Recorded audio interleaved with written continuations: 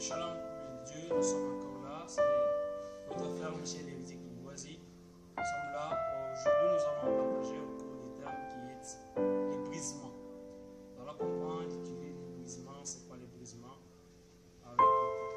Nous allons incliner nos esprits dans la prière afin d'implorer la magnificence de l'esprit. Étant Dieu de gloire, nous léguons ces instants en traitement. Seigneur Saint-Esprit, viens encore toucher notre sensibilité afin que nos âmes, Seigneur, soient encore nourries par ta parole. Nous voulons vivre pour te rassembler. Nous voulons vivre comme tu le désires, Seigneur. On a besoin de toi. Viens encore ouvrir nos esprits afin de comprendre ton écriture dans le nom de Jésus. Amen. Voilà, comme je le disais tantôt, nous allons partager autour du thème qui est le brisement. Nous allons comprendre l'utilité du brisement. Quelqu'un qui a déjà connu Jésus-Christ comme Seigneur et Sauveur dans sa vie, normalement nous devons trouver la personne en question et elle doit être brisée, écrasée par la parole de Dieu. À cela, nous allons parcourir le livre de Luc, chapitre 20, et 17 au 18 verset, nous lisons dans le nom de Jésus. Mais, lui, fixant les regards sur eux, leur dit: que signifie donc ces textes de l'Écriture? Par les constructeurs est devenue la pierre principale à l'angle de l'édifice. Vous voyez, la pierre qui a été rejetée par les hommes qui est devenue principale à l'angle de l'édifice.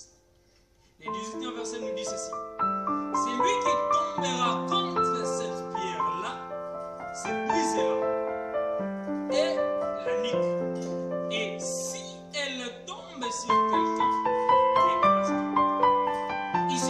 la pierre qu'on décrit, c'est Jésus-Christ. Bien-aimé dans le Seigneur, il est inconcevable que quelqu'un qui se dit être chrétien, quelqu'un qui a connu Seigneur Jésus-Christ comme Seigneur et Sauveur dans sa vie, et qui reste ne pas être brisé. C'est inconcevable. La parole nous décrit qu'il est la pierre qui, s'il y a quelqu'un qui est tombé sur lui, il doit être brisé. Comment on peut concevoir que toi, qui c'est lui qui a crié au Seigneur Jésus-Christ, tu restes encore orgueilleux jusqu'à ce temps-là? Tu te fais rappeler aux gens que tu ne connais pas que je suis quelqu'un, j'ai eu un parcours de ceci, cela, qui connaît tant qu'il a fait la vie ou autre. Non, bien-aimé. Comme vous avez connu Seigneur Jésus-Christ en tant que Seigneur et Sauveur dans votre vie, vous devez être brisé. Personne ne peut résister au brisement. Christ, il est la personne à qui il se révèle à quelqu'un, il brise directement la personne. Et si la personne vient à lui, il doit être brisé par lui. C'est ce que nous dit la parole de Dieu. Si vous avez été autrefois quelqu'un qui était rancunier, vous devez être brisé et être quelqu'un qui doit avoir un cœur de réconciliation.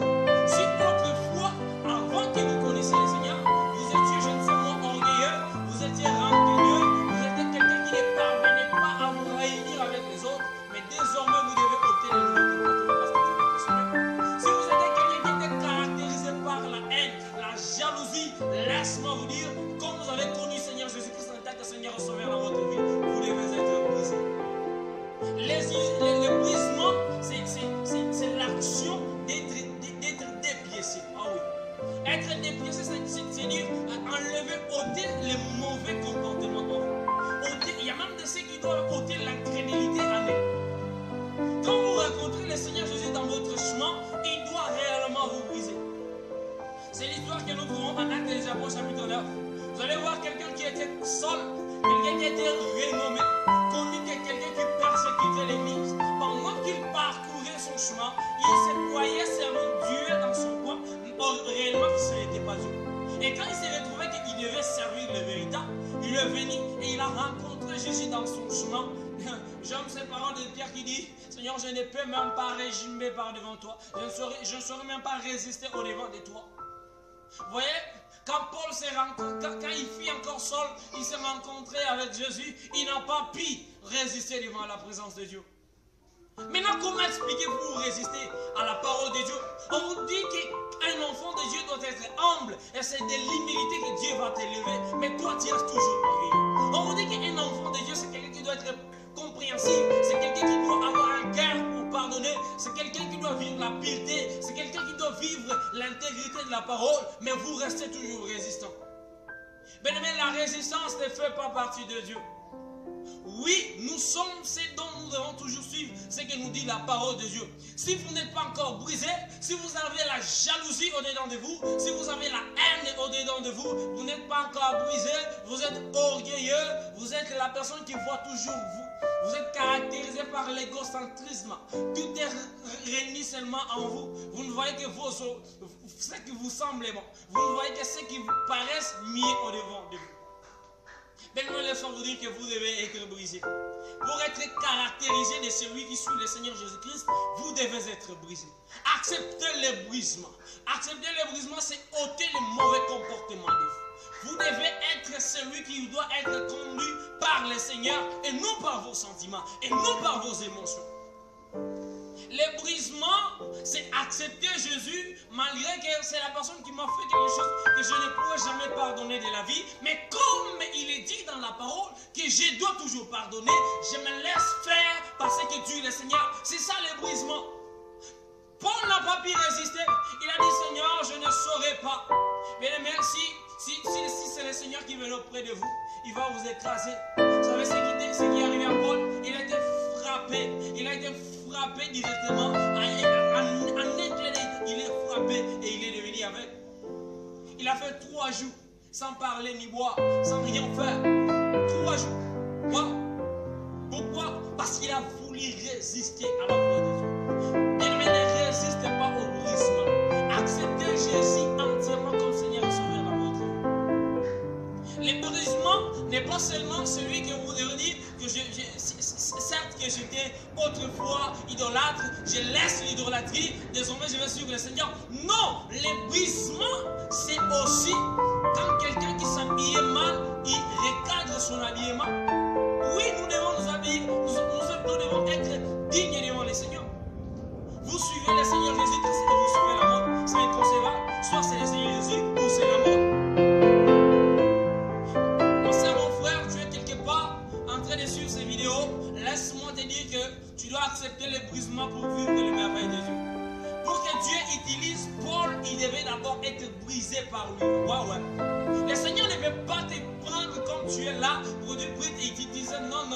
Tu dois passer aux transformations. Pour passer aux transformations, il faut des mécanismes. Il faut ôter ce qui sont les passions du monde. Il faut ôter ce qui sont les désirs de votre chair et accepter ce que dit la parole de Dieu, pas être brisé par le Seigneur et enfin vous verrez la gloire de Dieu. Vous le connaissez mieux que moi. L'un, le plus grand des écrivains du Nouveau Testament, le plus grand, c'est lui qui écrit beaucoup des épîtres, c'est Paul. Mais pour que Dieu l'utilise, d'abord, il devait les briser.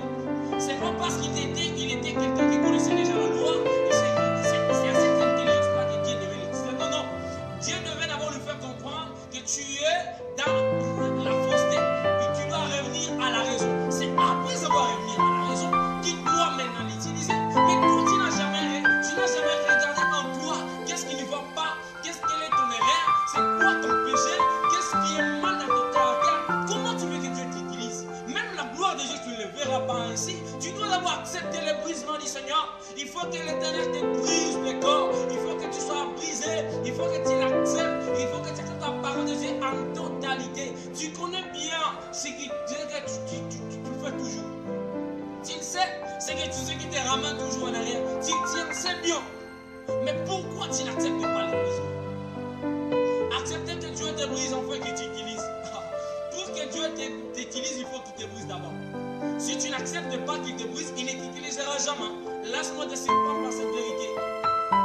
Vous dites non, oui, le Seigneur est venu pour les pécheurs. Oui, c'est pour les pécheurs. Et quand tu crois à lui, il te change. Il te convertit. Tu es converti et tu vis sa gloire et ses merveilles. C'est ainsi que ça se passe. Ne pense pas que c'est seulement en vain comme ça que les choses se passent. Même les gens qui viennent auprès de Jésus pour avoir la guérison, ils devaient être brisés. Ils devaient d'abord céder leur incrédulité au Seigneur Jésus. Il leur demandait si tu crois, tu feras. Et ceux qui ont crié ont vu la parole de Dieu. Ils devaient d'abord donner quelque chose au Seigneur. Bien aimé, le brisement, c'est ôter ce que le monde nous a donné et être incorporé dans le caractère de Dieu. Même dans l'intelligence. Quand j'ai parcouru la Bible, j'ai trouvé quelqu'un qui suit en son temps docteur de la loi, quelqu'un qui connaissait, qui avait son intelligence, mais son intelligence ne fallait pas à la place des yeux. C'est là, je parle bien sûr de Nicodème. Quand vous lisez Jean chapitre 3, vous descendrez, vous allez voir, quand Nicodème vient de nuit auprès de Jésus, c'est parce qu'il a accepté d'abord qu'au-delà de toutes les sagesses, de toutes les connaissances de ce monde, c'est vain. Je dois apprendre ce que Jésus me dit. C'est quoi la nouvelle doctrine? C'est quoi la nouvelle leçon que je dois apprendre? C'est le baptême. Il est venu demander Jésus de nous. Comment moi qui est devenu trop vieux, naîtrais-je pour la deuxième fois en bas? Quelqu'un comme Nicodème, il est docteur de la loi. Et il y a quelque chose qui est écrit qui lui surpasse même sa connaissance. C'est étonnant. Mais vous restez quelque part. C'est parce que vous êtes scientifique. Je ne sais moi, c'est parce que vous avez des connaissances. Peut-être des connaissances d'ailleurs qui sont limitées. Mais vous vous bornez à cela. Ne pas laisser Jésus-Christ faire dans votre vie. Bien-aimés, acceptez le brisement du Seigneur. Peut-être pour les autres, les brisements, je ne sais moi, ça va se présenter. Je ne sais moi, mais tu en connais mieux. Pour Nicodème, il devait accepter son ignorance, qu'au-delà de toutes les connaissances qu'il a acquises dans ce monde, cela ne devait pas lui permettre de comprendre c'est quoi le baptême. Il doit revenir auprès de Jésus afin de demander, avoir la compréhension des choses. Oui, au-delà de toutes les connaissances que vous aurez dans les académies, je ne sais moi, où vous irez dans les centres de formation, vous serez appris dans des gens, mais laisse-moi vous dire, vous devez être brisé. Toutes les connaissances que vous avez acquises, mettez-les dans votre poche et apprenez ce que Dieu va vous apprendre. Ouais, dans l'école de Dieu, Nicodème a appris le baptême. Il a appris que renaître encore de nouveau, c'est une conversion, c'est aller dans une autre stade de vie. Au-delà d'être, je sais que nous sommes dans la chair, mais notre esprit doit appartenir à quelqu'un. Pour qu'il comprenne cela, cela n'a pas failli, son intelligence n'a pas pu lui amener dans cette stade-là, mais c'est l'intelligence divine qui a failli que Jésus-Christ lui explique c'est quoi le baptême.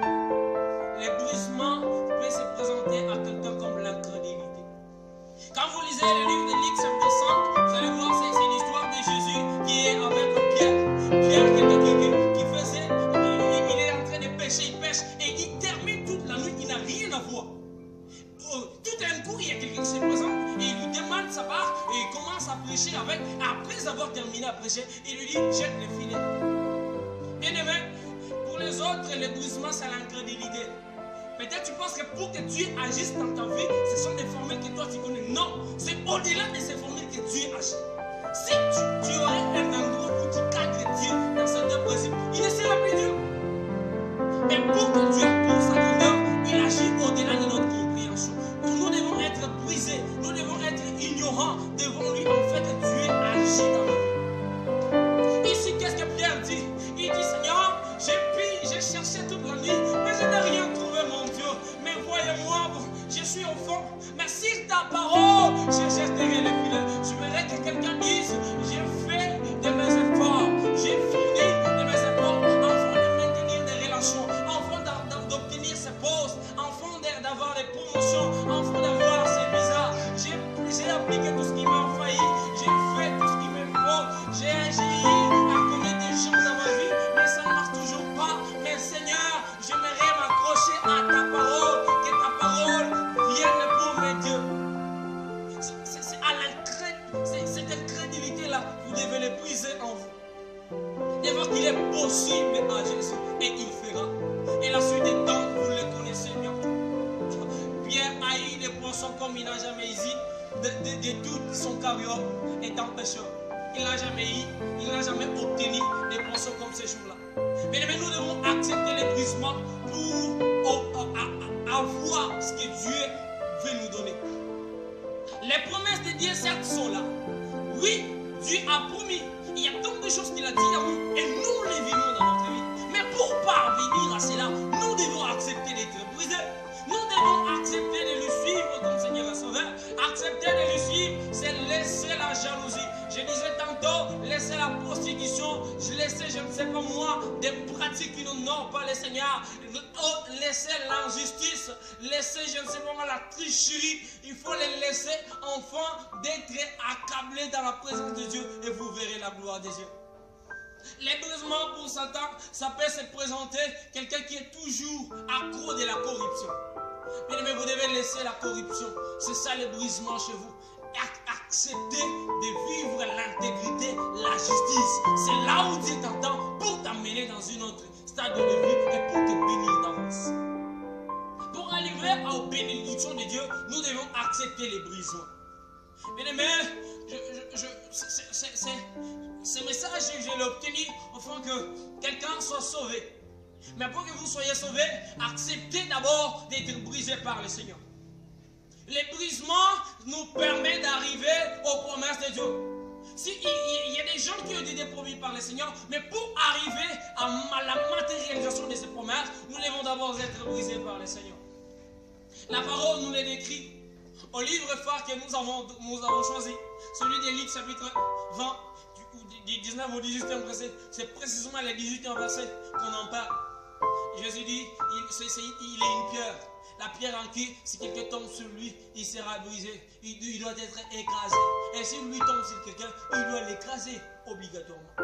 Si vous avez opté de suivre Jésus-Christ comme Seigneur et Sauveur, laisse-moi vous dire, vous devez suivre tous ces principes.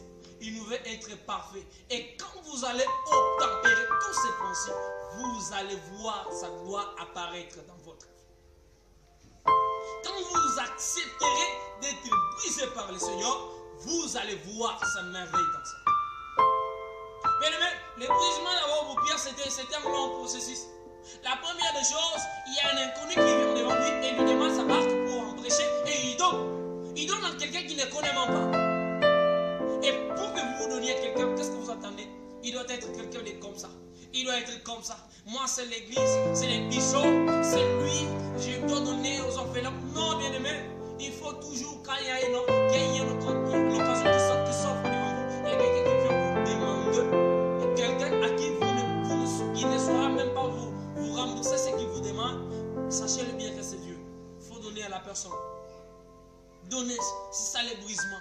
Vous acceptez la vie de Dieu. La vie de Dieu, c'est celui de vivre avec les autres. La vie de Dieu, c'est celui c'est avoir la compassion, c'est avoir l'amour envers les autres.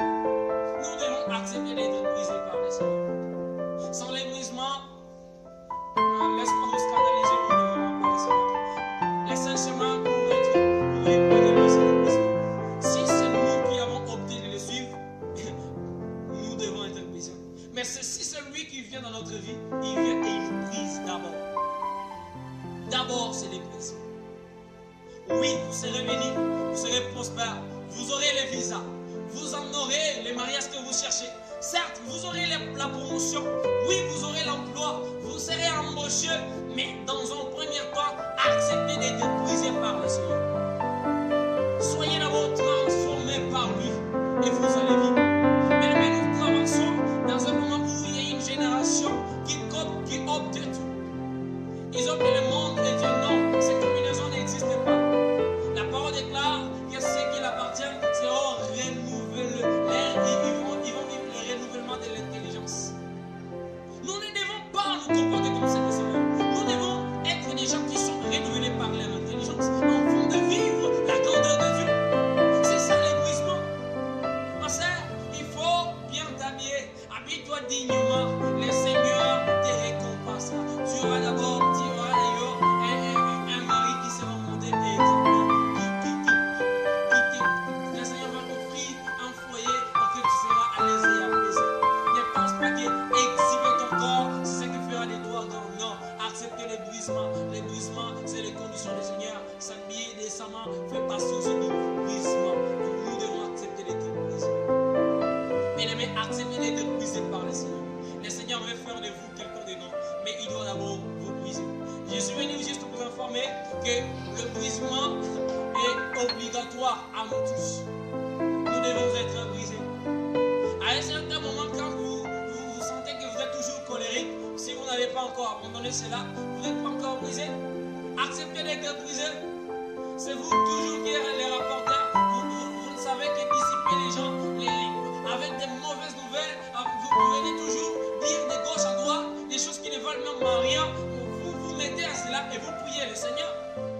Vous faites toujours et encore les mensonges dans votre vie et vous vous avez choisi le Seigneur. Non, c'est pas ça. Acceptez d'abord d'opter cela, ce mauvais caractère, ce mauvais comportement. Chassez-les dans votre vie. Vous serez brisés et vous verrez la gloire de Dieu.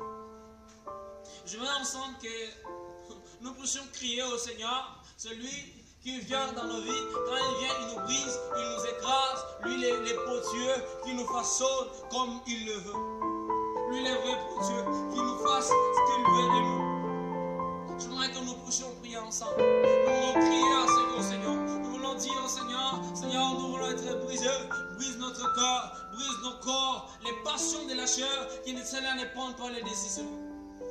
Éternel Dieu de gloire, nous t'implorons encore une fois de plus, enfin que tu nous brises. Seigneur, brise, ôte l'orgueil loin de nous. Seigneur, brise-nous, afin que les passions de la chair ne prennent pas les décis, les comportements de ce monde, la perversité qui prend ce monde en otage, que cela ne prend pas notre vie, le roi des gloires. Seigneur, délivre-nous du malice, du malin. Mon Dieu, nous voulons vivre pour te rassembler. Brise le roi des gloires, toutes les semences diaboliques, tous les comportements païens qui siègent encore en nous. Seigneur, que cela soit brisé et écrasé. Seigneur, que toi seul tu sois glorifié. Toi seul que tu sois élevé. Que toi seul que tu sois élevé, mon Dieu. Seigneur, à la vie de ma soeur et mon frère, à qui il a accepté d'être brisé par toi. Maintenant, Seigneur, je prie et je déclare sur sa vie, comme cela était bloqué parce qu'il avait un mauvais comportement. Mon Dieu, maintenant, je déclare qu'il obtient ses visas dans le nom de Jésus. Celui qui cherche le mariage, Seigneur, qu'il l'obtient dans le nom de Jésus. Celui qui cherche le travail, la promotion, Seigneur, qu'il l'obtient dans le nom de Jésus. Celui qui cherche les enfants, mon Dieu, donne-les dans le nom de Jésus. Comme il a accepté d'être brisé par toi, comme il a accepté d'être transformé par toi, Seigneur, il a droit également à vivre de promesses. Il est déclaré dans ta parole que tes enfants seront la tête et non la queue.